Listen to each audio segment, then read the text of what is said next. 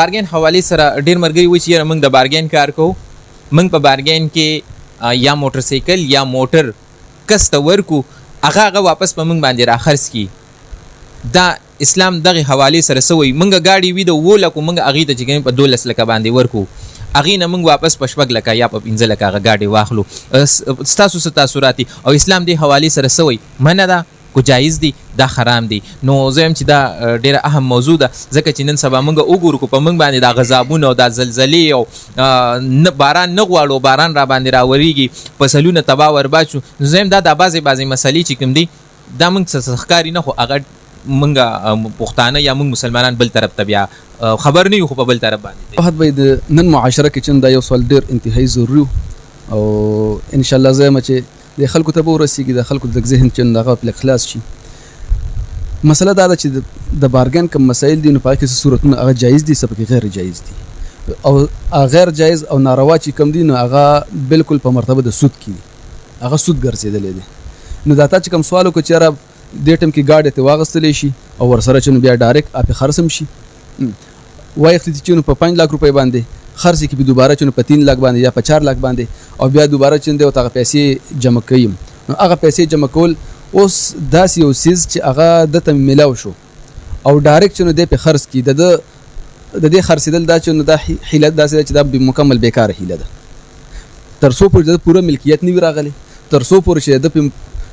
ګرځیدل پکې نه وي شوی د چې ځا سره بوتل راوستل نه وي تر هغه وخت پر د ملکیت نه راغلی دا صرف کاغذي کاروي سره چې مکمل د سټام وغیرہ هر څه شو او دا غي نه بعد د لاړ شي واپس راشي به په خرڅینو بیا جایز دي د سر په ضمن کې به یو بل مثلا ذکر کوم چې یوازې د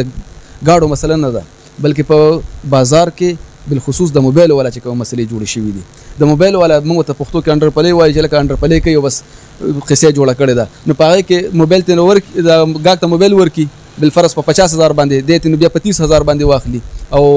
نه په ملکیت راغلی نه ډبیس پړ دی اسم نه وی کړي او د چن لاړ شي د پس د 50000 روپۍ به حسابي کې نقد د 30000 روپۍ ځان سره یو سي دا مکمل سود دی ناروا ده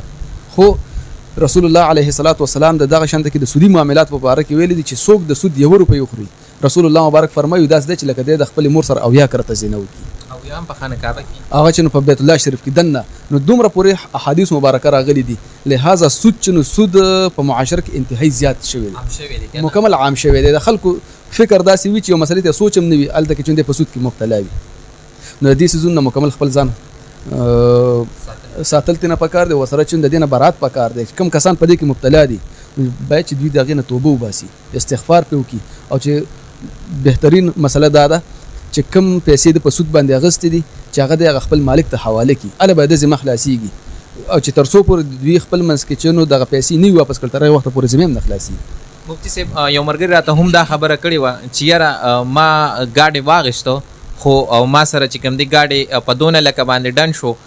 2 لک باندې ما واپس خرڅ کو خو ما گاډي لیدل نه دی چې گاډي شتا او کو نشتا ما ته پیمنٹ ملو شوی دی نو دم د سود په صورت کې راځي کله غاډه د په خپل عمدق مالک باندې خرڅ کړی وي د چا سره چې خبرو شوله او هغه باندې دوباره خرڅ کړی دی د ملکیت وغیرہ سنې راغله نو دا خو بیا چون ناروا ده سود دی بیا او کنه د غاډه چون د لیدل نه دی د واغست او په بل چا باندې خرڅ کړ نو بیا چون دا جایز دی دا گاډي واپس پاغي باندې خرڅ شوی خو دی وی مالی دل نه چې گاډي تور دي کو سپین دي کو په میخه را باندې خرڅ کو سنډه را باندې نو دا غریبه ده دا ناروا دي کنه حرام دي دا چې په زمره سود کې دي چې د سوایت قصد او دوباره پاغه باندې خرڅ ک پته متن لګي چې څه شی دی او څه شی نه دی